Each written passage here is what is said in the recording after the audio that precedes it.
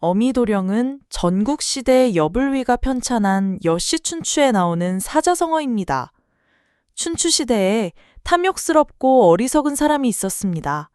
그는 일하기를 싫어했고 남의 재물을 보면 어떻게든 손에 넣어야 마음이 편했습니다.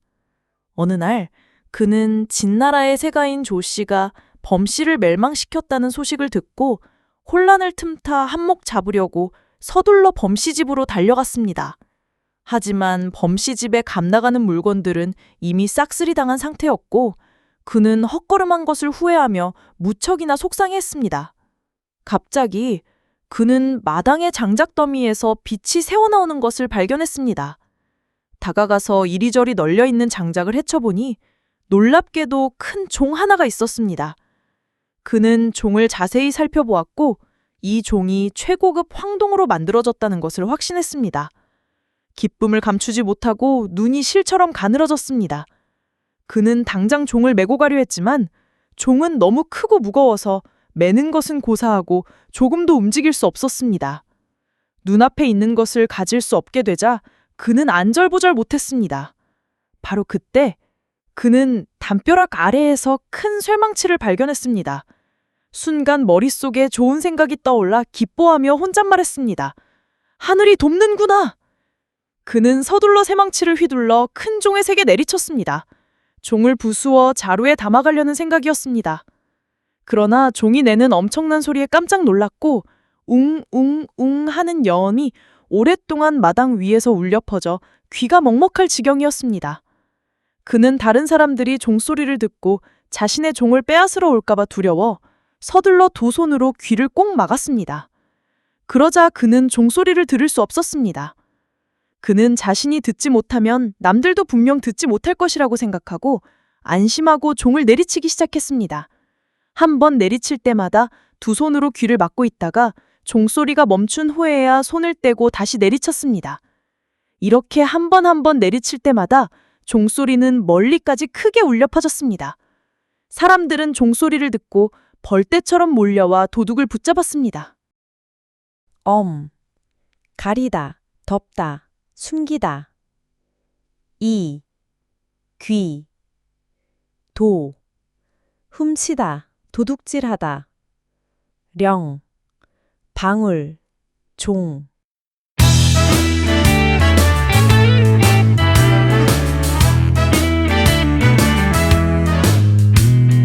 어미도령, 귀 막고 방울 도둑질하기 이런 뜻이죠. 맞아요.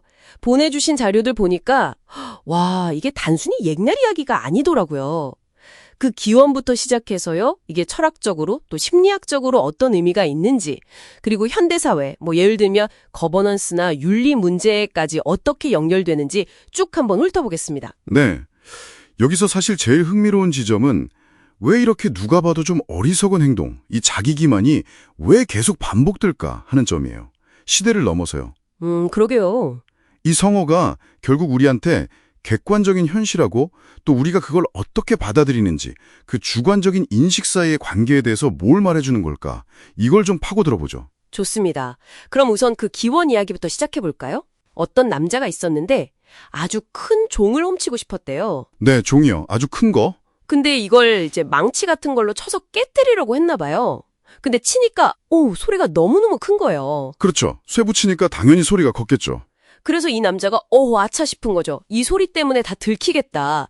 그래서 아주 기발한 생각을 해냅니다. 네, 그 부분이 참 재밌죠. 뭐냐면 자기 귀를 꽉 막아요. 그러고는 내 귀에 안 들리니까 이제 다른 사람 귀에도 안 들리겠지. 이렇게 생각하고는 계속 종을 쳤다는 거예요. 허허, 참 기가 막힌 발상이죠. 결과는 불보듯 뻔하죠. 당연히 그 요란한 소리를 듣고 사람들이 몰려와서 붙잡혔다고 합니다. 네, 여기서 핵심은 정말 명확해요. 객관적인 현실. 그러니까 그 종소리는요, 내가 듣던 안 듣던 그냥 존재하는 거라는 거죠. 그렇죠. 내 주관적인 인식과는 아무 상관없이요. 맞아요. 근데 재밌는 건 원래는 이게 큰 종이었잖아요. 네, 맞아요. 시간이 지나면서 이게 좀 더 작고 흔한 방울로 바뀌어서 이야기가 퍼졌다는 거예요. 그래서 지금은 어미도령, 방울 영따를 쓰는 거군요. 네. 그러면서 이게 좀 더 뭐랄까 일상생활에서 벌어지는 사소한 자기 기만 같은 행위에도 더 폭넓게 적용되기 시작한 거죠. 아하, 그렇군요. 종에서 방울로 바뀌면서 의미의 폭이 더 넓어졌다. 흥미롭네요. 네, 바로 그 지점입니다. 이걸 철학적으로 보면요. 현실이란 건 오로지 우리 머릿속 생각에 달린 거다. 뭐 이런 식의 주관적 관념론 있잖아요. 네네. 그거에 대한 아주 통렬한 비판으로 읽힐 수 있어요. 내가 내 감각을 차단한다고 해서 객관적인 현실 가치가 변하거나 사라지는 건 아니라는 거죠. 그렇죠. 종소리는 뭐 도둑이 귀를 막던 말던 그냥 울려 퍼지는 거니까요. 맞습니다. 현실은 우리 의지대로 바꿀 수 있는 게 아니라는 점. 이게 중요하고요. 그리고 여시춘추 원전에서도 단순히 개인의 어리석음만 지적한 게 아니에요. 아, 그래요? 네.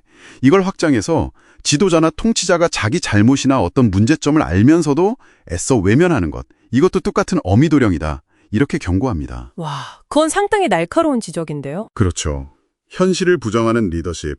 그게 결국에는 조직이나 국가 전체의 어떤 실패, 거버넌스의 실패로 이어질 수 있다는 걸 이미 그때 간파했던 거죠.